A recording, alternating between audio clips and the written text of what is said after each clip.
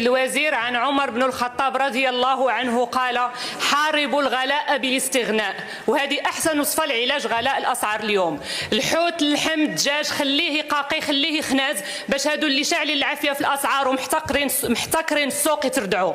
طاقه المواطن ما بقاتش كتحمل الغلاء والزيادات الصاروخيه في الخضره، الفواكه، الحوت، اللحم، الدجاج، البيض، زيت الزيتون. المواطن ولا كيتسلف باش ياكل ويعيش، ما بقاش كيفكر يدير الدار ولا الطوموبيل، وبسكليت هي التاليه ولات حلم صعب المنال. الحكومه هضره جوج، ها الجفاف ها التضخم. واش حتى الحوت في البحر عليه الجفاف؟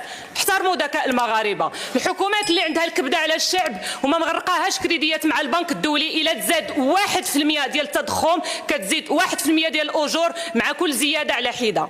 دمرتوا شي حاجه سميتها الطبقه المتوسطه، وردمتوا وطحنتوا الطبقه الفقيره والهشه. بغيتوا تبقاو غير نتوما والبطرونه. الله يعطينا وجهكم.